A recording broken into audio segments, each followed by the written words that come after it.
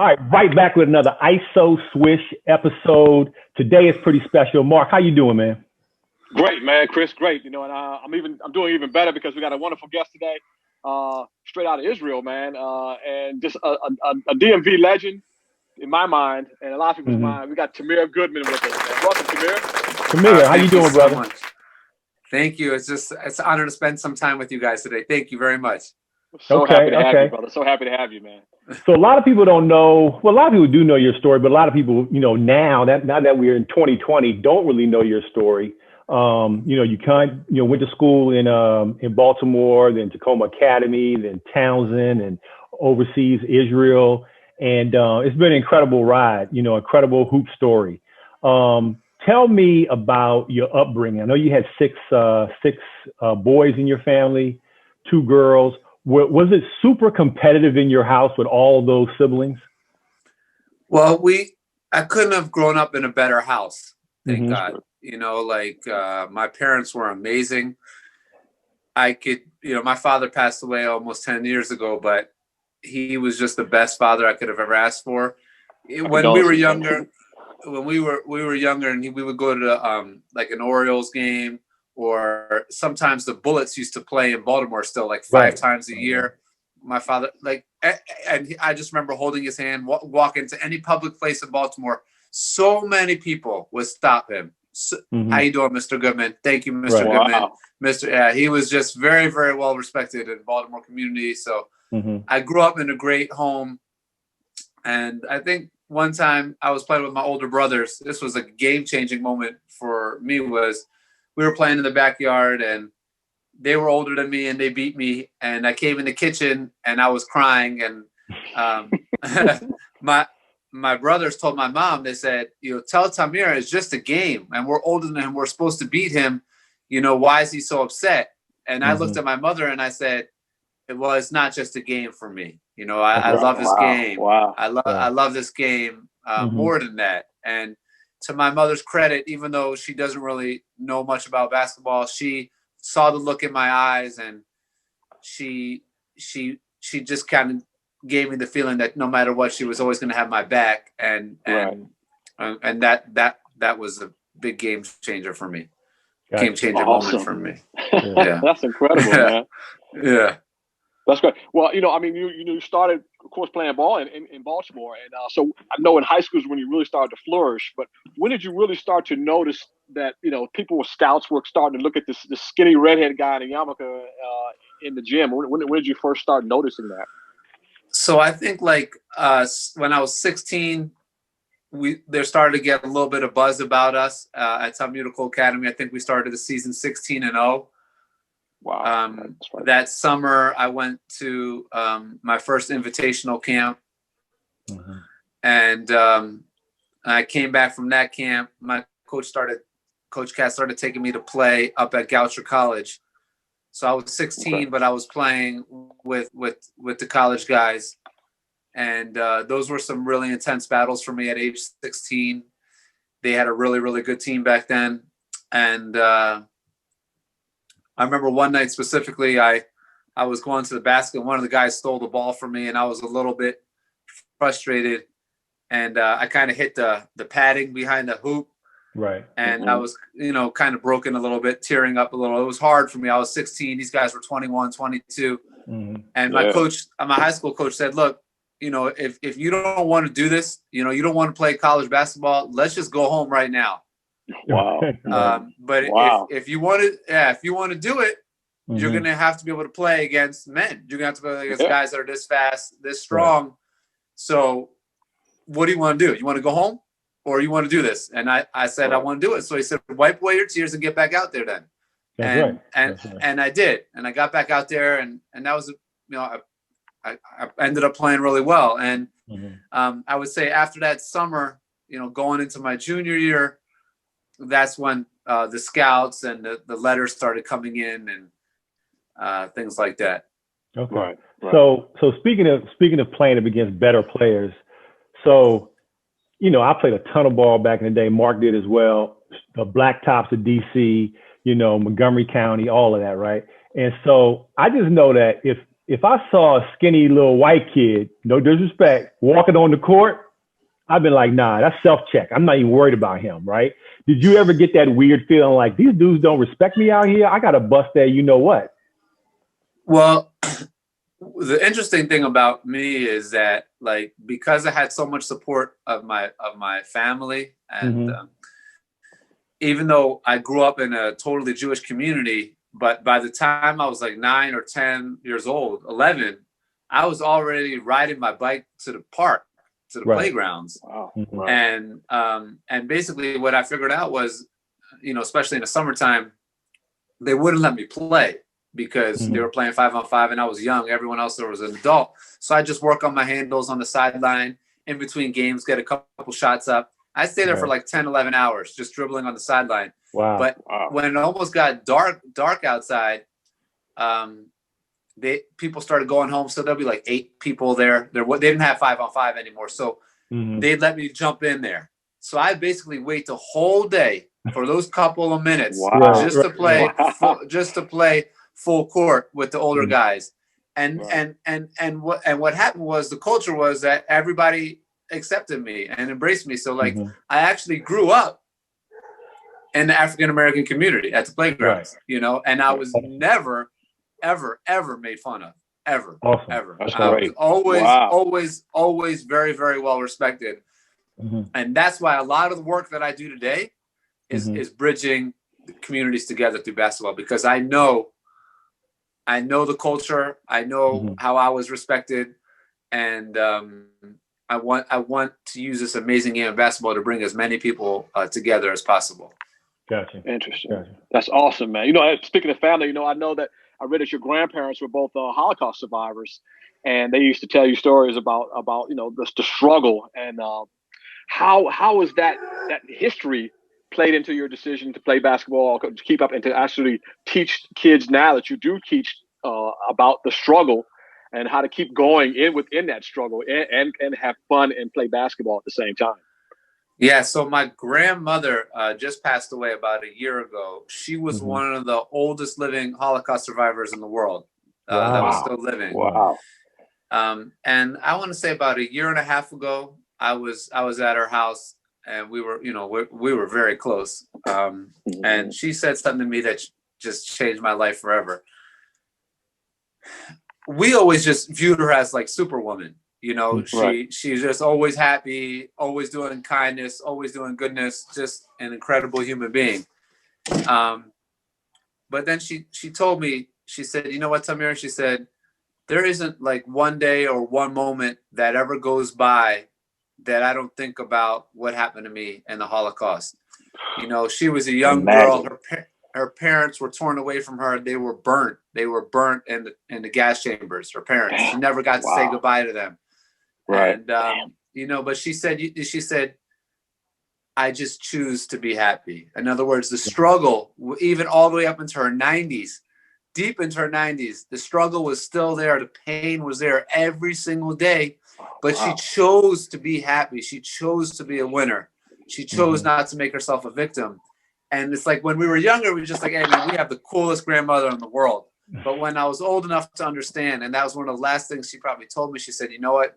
I choose to be happy. You know, I went through it. It was a struggle, but I try to always, you know, try to choose to be positive and help everybody else be positive. And that's kind of what I try to do on a day-to-day basis through basketball as well. But yeah, I did try to honor her always. And a lot of people don't understand, why wouldn't I play on the Sabbath? And look, I grew up around Holocaust survivors, and basically a lot of them came over to America after the war. They had no money, no family. They were half alive. They just had hope. And basically they would work. They would work Sunday to Friday. And then whoever their boss was would say, look, if you don't work on Saturday, we're going to fire you. And they did. They got fired because they didn't want to work on the Sabbath. And then they try to find a new job on Sunday morning, whatever it was. And I used to think to myself, like, if they honored our tradition like that, then it just wouldn't feel right. That was one of the reasons that I didn't play on the Sabbath, because the Sabbath is. They say like if it wasn't for the Sabbath, there wouldn't be Jewish people anymore. There's been too many pogroms, too much anti-Semitism. Like been kicked out of almost every country in the world. We've been murdered. So it's like the Sabbath is. There's still Jewish people in the world today, probably because of the Sabbath. The blessing. Right. Wow. That struggle is real in that situation, man. It's and then you were able to honor that tradition, not tradition, but honor her, her struggle going through that. So that's amazing to me, man. That's crazy. Amazing. So, Tamir, let me ask you this, man. So you to lighten the mood just a little bit, right? You've played, DC, DMV, which I consider, top basketball in the country, that region of the country, which is where we're from. And you played overseas. Give me the one player, the baddest cat you've ever played against. Well, I say this to people, and they can't imagine it, but it's true, and it's sad. It's sad but true. But there's a guy named Speedy Claxton. Okay, he's coaching now at Hofstra, but before he got hurt. Okay, so people only look at his NBA career and before he got hurt, and I've heard from people that played with him in the NBA personally, that saw what he was doing in practice and in preseason against top NBA stars. He was unbelievable, but he blew his knee out. But I had a chance to play against Speedy before he got hurt, and it was like the first time in my life where it's just like I don't even know where I'm looking. Like I just this guy is so fast and strong, and it tears my heart out, because I say Speedy Claxton, people are like, "What are you talking, Speedy? Like, what are you talking about?" But he's always the first person that comes to my mind when I get asked that question, and it's a shame that people don't really know his true potential because of injury. Even though he just got an award, I read somewhere that he's one of the most sought after Division I assistant coaches in the country now, and I was happy to hear that he's been able to continue moving forward, even though he had that challenge. But sorry, that's great, Mark. That's great to know. Let me add to this real quick, Mark. What's your favorite shoe? Like, if you had one particular basketball hooping shoe, what would that be? Most of my career I wore Kobe's. Earlier in my career, Pippins, but almost towards the whole end of my career, I wore a lot of Kobe's because they were like lower. Usually they weren't so high. He got a couple hot, but by then I've been through so many surgeries and so many injuries that, like, for some reason they felt the most comfortable for me. So, and my son wears Kobe's now too, which is interesting. I don't even know if he knows that. Yeah, mama mentality. You know how it is. As far as they are, I'm a sneakerhead, so we did the show was about hoops and kicks, of course, and we know how hard Kobe's are to get nowadays. So it's a tough grab. I don't know how is it in Israel. I mean, gain access to shoes there. We don't. I can't even imagine how you could get a pair of Kobe's here. It would be really hard. We every time we go back, we bring them. We buy them there, bring them back. Load up all of them. Yeah. Smart move. Great. Well, you talked about you had an injury. You had an injury-plagued career, pretty much. You had a ton of them in it. And I read a quote where you said that you actually called it a blessing in disguise. So how is that a blessing in disguise, and how do you use that to help inspire, both the kids that you train and, of course, your family, your kids yourself? How do you use that to inspire them? Yeah, well, I love the game so much. I could just remember my last season playing overseas. By that point, like, my legs had been shot, and one hand was already. You can see my finger here. I already had to get certain. See how high that is? It's always it's jacked up, Tamir. It's jacked up. I had to get my finger surgically put back in, and I'm at practice one day, and someone misses. I'm going to put a putback dunk, and as I'm going up, he comes full speed with his elbow, and he shatters my opposite hand. So now both legs, my right knee, and now my left hand. But I love the game so much. My coach is like, "Goodman, you good to go?" I'm like, "Yeah, I'm good. I'm good." That's the resilience. Right. Yeah. I get up, right? And I come down the court. It's like a fast break. They throw it up to me. Right. And the ball, I try to catch it. The ball just dropped. I can't catch a basketball. I can't even catch a ball anymore. I can't even catch the ball. Wow. So I go downstairs. And I call my wife. And this, I'll never forget. I'm in the locker room. I didn't take a shower yet. I said, God doesn't want me to play basketball anymore. That was it. You knew at that point. Yeah. It's yes. So we in the DMV, we were so excited for you coming to play for the Maryland Nighthawks, man. I was like, oh man, we get to see Tamir Goodman get to do his thing here, you know. And I was game. excited. Yeah, second game. Early on in the season. Second game. So, but it allowed me to be more sensitive to struggle to other kids, what they're going through. It allowed me to be more creative in my product development and stuff that I'm doing. And really, like everything I do now is actually because of my injuries. It just it brought out a whole creativity that I never knew I had, and it's given me a special sensitivity as well. That's great. That's great. So Tamir, I'm gonna get a little political on you, right now. So, we're about 20 days away from the election. Biden, Trump, all that, right? What's the vibe over in Israel right now? Is it a pro-Trump vibe, a pro-Biden vibe? Is it nothing? Tell me about that. Yeah, in general, I'm not a political guy at all. But everything here in Israel is just so crazy right now because the lockdown has been so strict and we really don't know when it's going to end. And so it's like, that's like one crazy thing that's going on. But at the same time, there's been the biggest breakthroughs in the country's history. Like, that they made a peace now with the United Arab Emirates. Right? We read that. With the Emirates, right? And another Muslim country. I think yesterday or the day before was the first time that we made flying rights with Jordan. Like, we're allowed to fly over Jordan. Jordan's allowed to fly over us. Like, that's the huge. Businesses, they're expecting $4.5 billion of business with the countries now coming into Israel. So it's like, on the one hand, we're in total lockdown, but on the other hand, like, Israel's just been dying for peace and will do anything in the world to like realize that, this is a great country that wants to be friendly to everyone. It's finally happening. So it's like this crazy juxtaposition of what's going on here. Everyone's like at home, but they can't really celebrate, but everyone's happy with what's going on. And hopefully, man, if there could be like peace in the Middle East, nothing would make Israel happier. Yeah. Right. That'd be awesome. Speaking of peace, over the last, years now, we've been dealing with a lot of Black Lives movement, Black Lives Matters movements. Is there a push there, in Europe or in Israel for the whole, equality and that push? Do you see that at all over there? Yeah, look, in Israel, Dr. Martin Luther King is like a hero. Almost every single city like even near my house here in Jerusalem, and we live not too far away from the wall.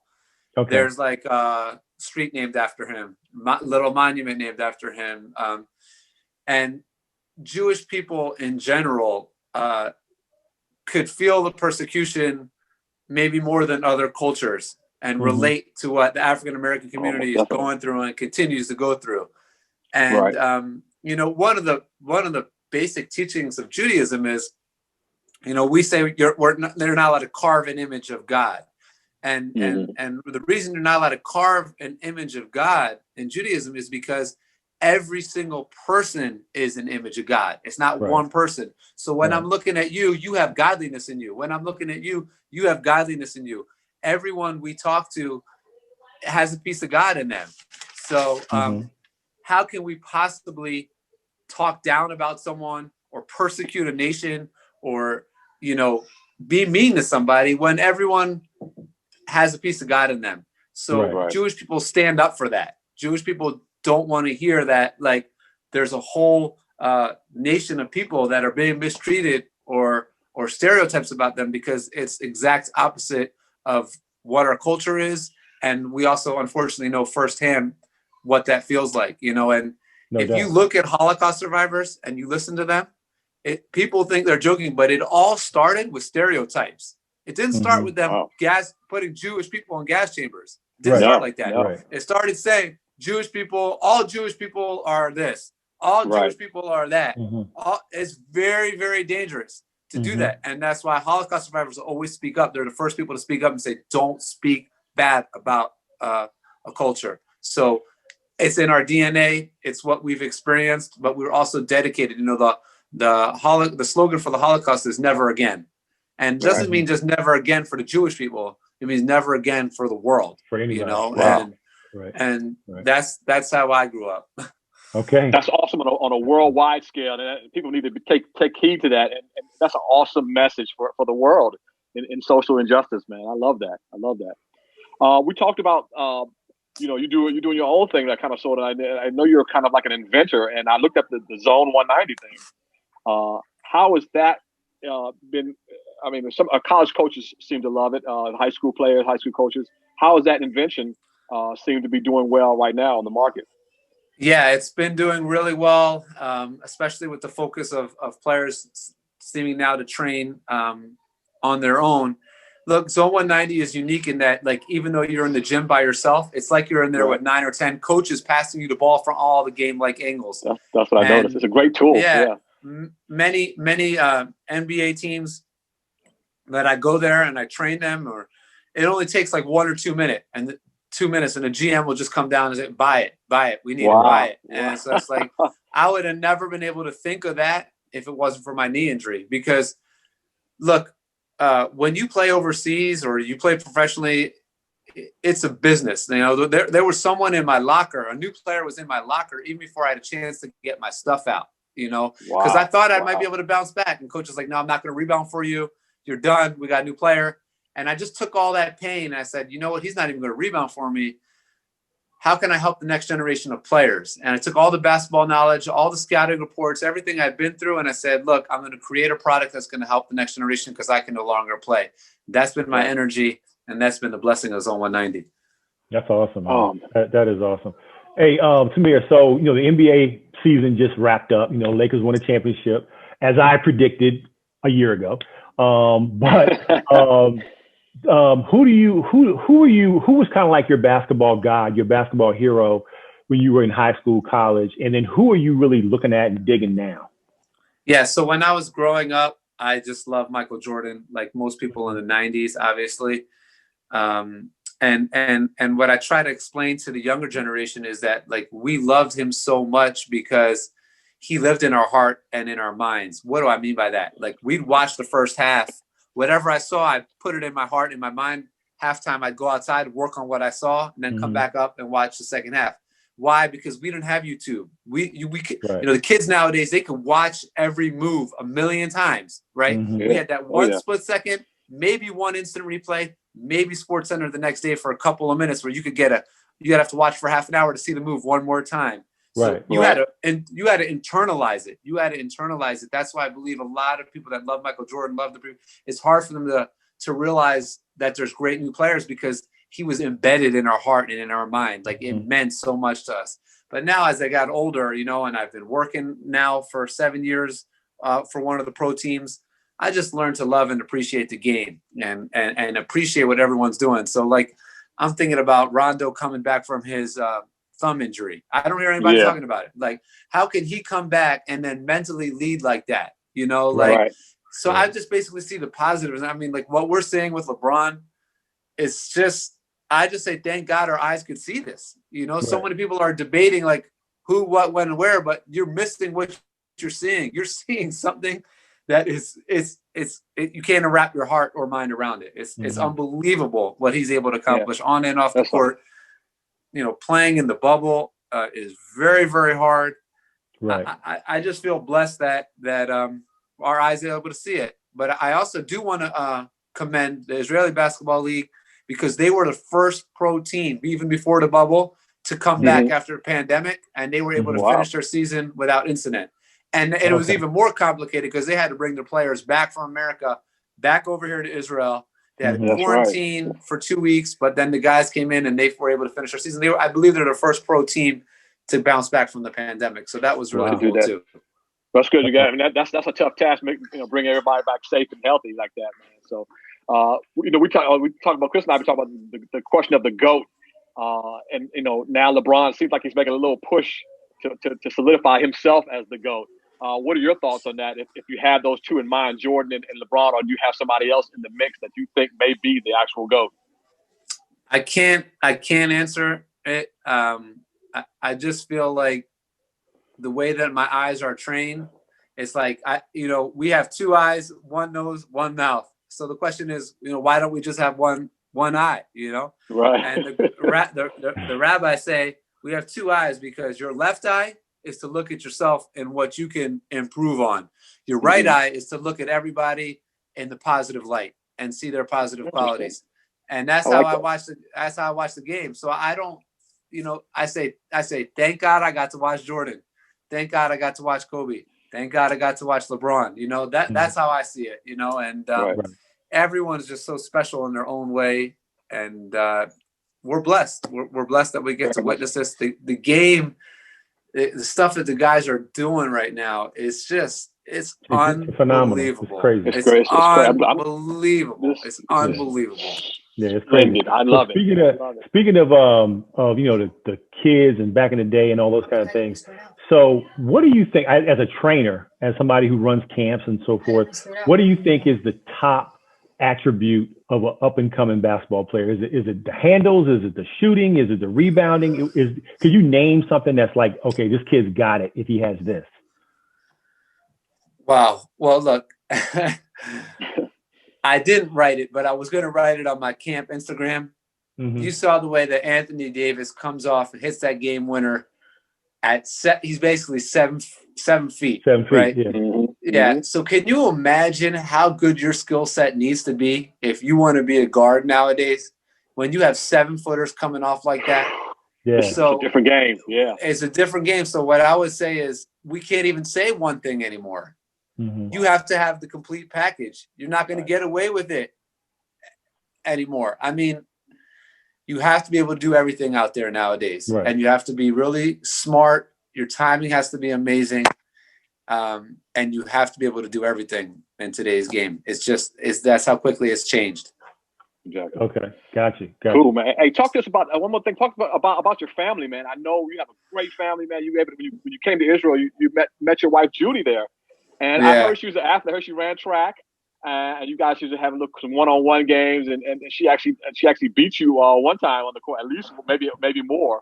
But how is her athleticism? And you got 5 wonderful kids, man. I mean, what are you guys teaching them, and how are they coming up in the basketball world now, so to speak? Yeah, it's just been God's blessed me. God's blessed me. I met Judy over here. She basically had the same story as me. She was going to have a scholarship to run Division I, but they wanted her to compete on the Sabbath, and she turned it down because she didn't want to break the Sabbath. And when she told me that, I just said, "Hey, can we get married?" Basically, it's a wrap. It's a wrap, Mark. So we've been blessed. We've been blessed. My oldest is right here. You can say hi to her, or we're in her room. Hey. How you doing, sweetie? How are you? She can't hear it. Say hi. Hi. Because I'm on the earphone. Yeah, she's great. So we've been really blessed. I think the magic in our house is that we run this house like a team. We're just a team. Right. And when there's a challenge, we overcome it together. When there's a blessing, we celebrate it together. And we just do our best in giving each one of the kids everything that they need. And we've been blessed with 5 amazing kids.